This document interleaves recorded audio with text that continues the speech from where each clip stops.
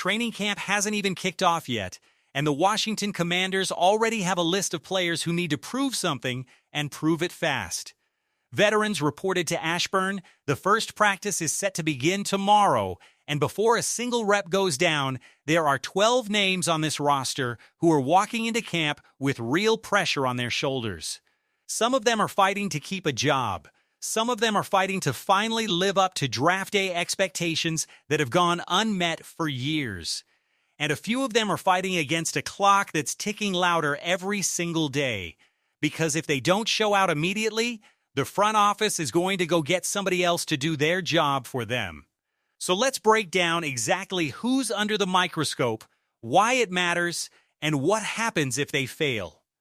We'll start with the group that might be the most fascinating storyline of the entire camp, and that's the wide receiver room outside of Terry McLaurin and rookie Antonio Williams. 4 names make up this cluster, and every single one of them is auditioning for a starting job that could just as easily go to a veteran free agent instead. We're talking about Dyami Brown, Luke McCaffrey, Jalen Lane, and Treylon Burks.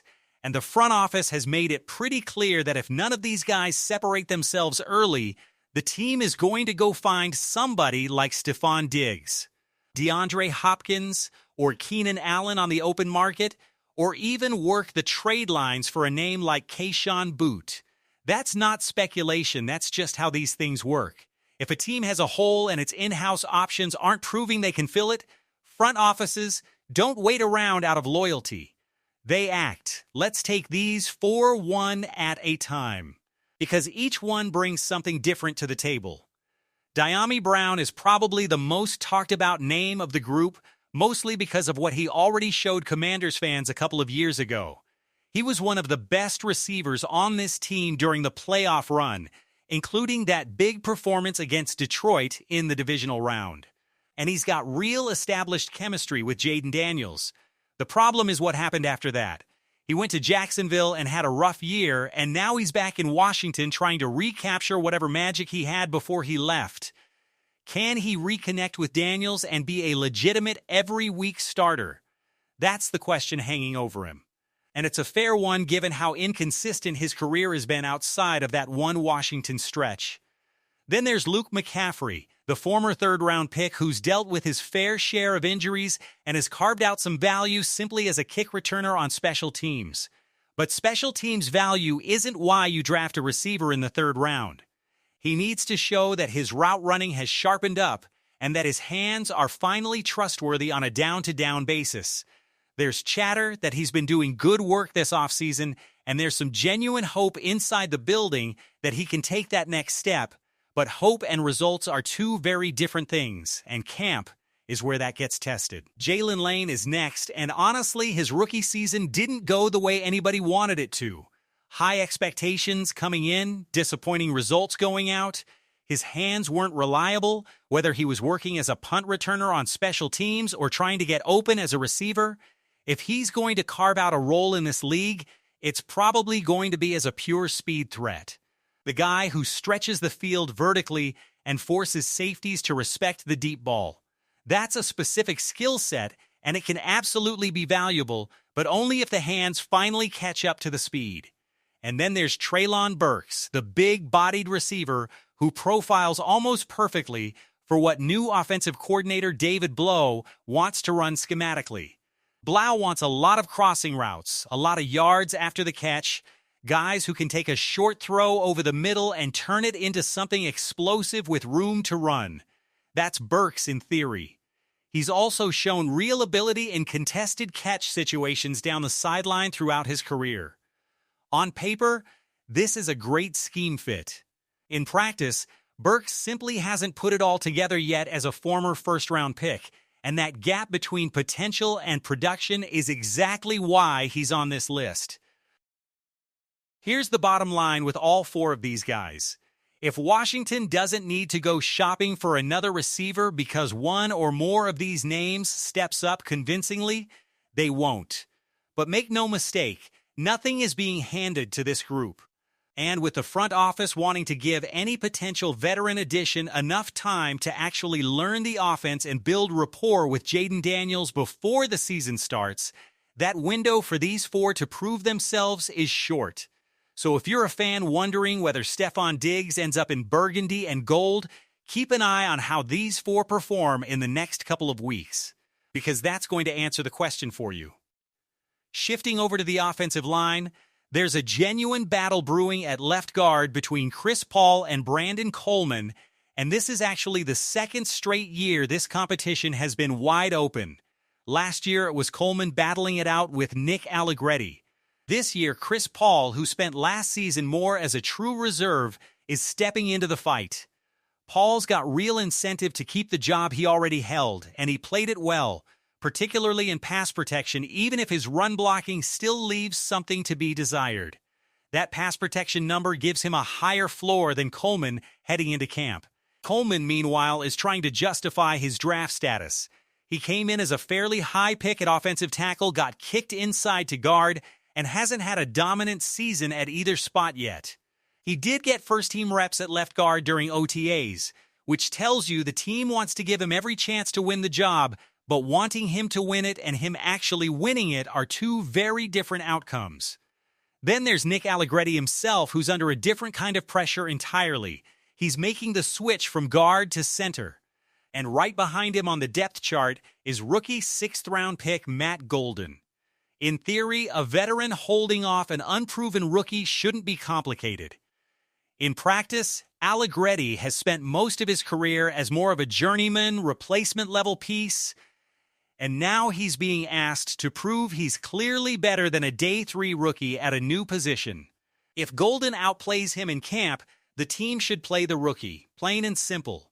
Neither option here is a truly exciting long-term answer at center, and that remains one of the more glaring miscalculations of this offseason. But this camp is the proving ground for both of them, and whoever wins that job is going to be protecting Jayden Daniels' blind side up the middle all season long. Now to the front seven, and Frankie Louvu is a name that deserves real scrutiny heading into this year.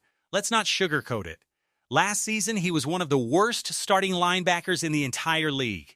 His missed tackle rate sat in the 20s, his coverage was a genuine liability, and it looked like he'd lost a step athletically compared to the version of himself that nearly made an all-pro team just 2 years earlier. So, with the team bringing in Leo Chenal in free agency and using the number 7 overall pick on rookie Sonny Styles, the question isn't whether those two are going to play. They're going to play. The real question is what role is left for Louvu. The likely answer is that he shifts into more of a specialized pass-rushing role, almost functioning like an edge rusher on passing downs rather than a traditional every-down linebacker, because that's still the part of his game that hasn't disappeared. He's simply not good enough in coverage or against the run right now to hold a full-time starting role, and this camp is going to determine exactly how the coaching staff chooses to deploy him. Over in the secondary, the free safety competition between Will Harris and Quan Martin is one of the more important battles to watch, especially with this defensive shift toward more two high split-field safety coverages under new coordinator Durante Jones. Quan Martin was a high draft pick under the previous regime, and the team has spent multiple years trying to make the safety conversion work for him without much success yet. Will Harris, meanwhile, quietly graded out as the better safety on tape last season, even though some would argue he's not a prototypical single high-free safety. But given how much this scheme is going to rely on shared split responsibilities on the back end rather than one true center fielder, that traditional label matters less than it used to. Martin still holds the edge simply by draft pedigree and age, and it remains his job to lose, but if he doesn't perform in camp, Harris is right there ready to take over. Then there's Mike Sainristil, entering year 3 after 2 seasons that weren't necessarily disasters, but definitely didn't match his draft investment either. He was a big reason this coaching staff pushed for a complete schematic overhaul on defense because the previous system just wasn't putting him in position to succeed. There's real optimism that this new scheme fits him better as a full-time outside cornerback, and there's plenty of reason to believe in that adjustment. But he still has to go out and play well. If he struggles early, don't be shocked if you start seeing more snaps for veteran Rasul Douglas alongside Trey Amos as the primary outside cornerback duo. Right now, though, it's still Sainristil's job to lose, and camp will tell us whether that new scheme actually unlocks the player everyone hoped he'd become. Finally, there's a kicker battle worth tracking between veteran Jake Moody and undrafted rookie Drew Stevens out of Iowa. This one's going to play out not just in practice reps, but across the preseason games as well. Moody has the edge here simply because he settled in and kicked consistently down the stretch last season, consistent enough that the team brought him back when they didn't necessarily have to. That track record gives him the leg up entering camp, but as always with kicker competitions, one bad stretch of misses can flip the entire conversation overnight. So there you have it. 12 players, 4 different position groups, and one overarching theme running through all of it. Nothing is guaranteed on this roster right now. Not a starting receiver job, not a starting guard spot, not the center position, not a role at linebacker, not a safety job, not even the kicking job. Every single one of these battles is going to be decided over the next few weeks in Ashburn. And the results are going to shape how this entire season unfolds before a single regular season snap is even played. So let me know down in the comments which of those 4 receivers you think steps up and locks down that starting job. Type DB for Diami Brown, LM for Luke McCaffrey, JL for Jalen Lane, or TB for Treylon Burks. And if you're excited for practice reports starting tomorrow, hit that like button, and if you haven't subscribed yet, now is exactly the time because we're bringing you every single update out of Commanders training camp all the way through the preseason. Let's keep building this thing together toward that next subscriber milestone. Until next time, hail to the Commanders.